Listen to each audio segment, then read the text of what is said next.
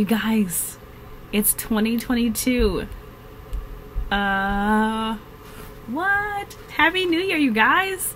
It's time for our dance break. 2022. 2022. All right, dance break over. So, man, 2021, what a wild ride you've been. And now, my ode to 2021. Dear 2021, you were here, and now you're done.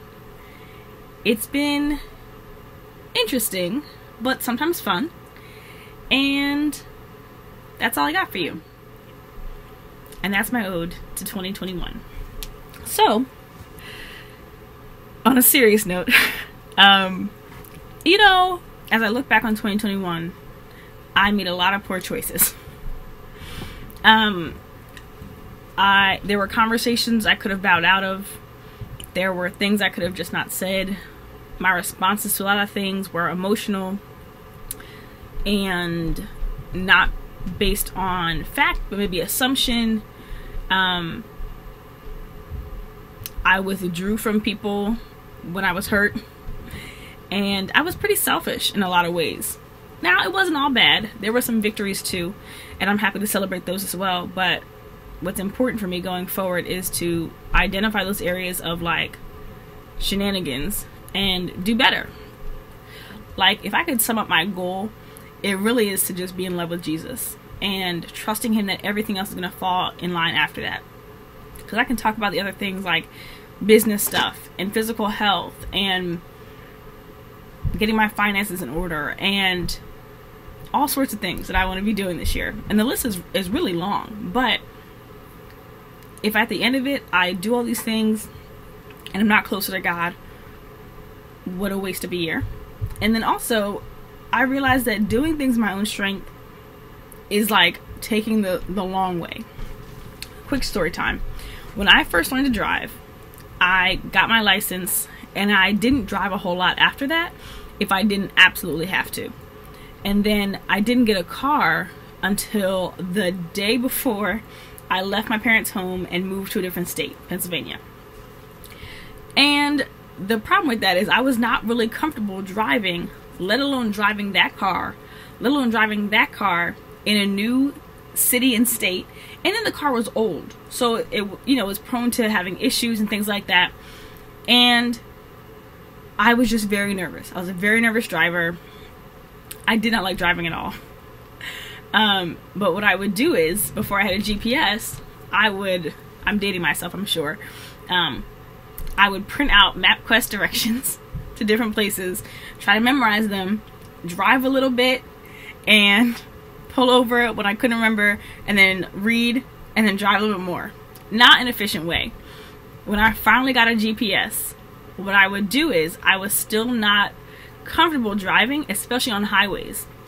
So I would purposely select in the GPS function or the settings the mode that would take me off the highway, right? And so it was always taking longer because I was really afraid.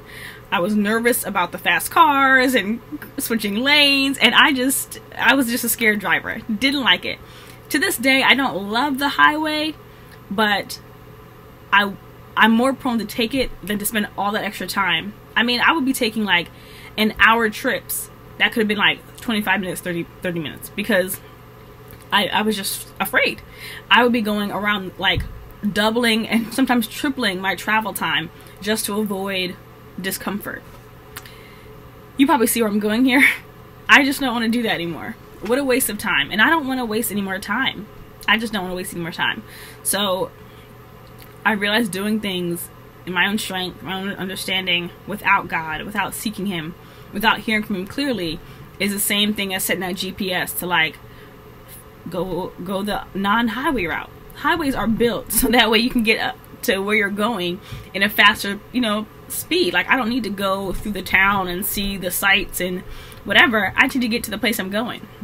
So yes, I'm trying to put my GPS on just straight up obedience and just doing what God says do, but being close enough to him that I can hear. I think that's a major key, because I can get into the habit of doing the things right, but not having that consistent intimacy with God. And that's something I really feel challenged about. Yeah, just in life, for a number of reasons. But it's just, you know, there are areas of growth I want to see in myself. I'm the one who has to do something about that. So that's my 2022. I'm excited, and there are other things along the way that I want to like talk about and share with you guys. But I pray that I remember to always lead with that, my pursuit of God and my pursuit of intimacy with Him consistently, where I am being obedient to what He says and being close enough and intentional enough to learn what He says that I can do it. Just developing a deeper relationship with God. So that's it. That's my 2022. With all these variants going on, it's, you know, who knows? I don't know when gatherings will commence. Is it commence? I'm gonna be honest, you guys, I forget if commence means start or stop. And I'm trying to do these YouTube videos in one shot, so I'm not gonna like pause it and look it up and then put it in here. So I'm not sure when the gatherings are gonna start again with all these variants going on. But yeah, this was a great night, and I'm surprisingly not tired, so I'm gonna see how much I can get done. I'm gonna see how much I can get done tonight, before I inevitably crash and sleep in maybe a little bit tomorrow. We'll see. But I'm excited, y'all. If you're watching this, you made it. You made it to 2022. Good job by you. Thank the Lord, because a lot of people did not make it. That's just a reality. And I thank God to be on this side, to be alive and in my right mind, and with use of my faculties, and clothed, and with a roof over my head, like internet and people. And God's been really good. He is consistently really good, and I'm grateful. So anyway, I love you guys, and thanks for watching.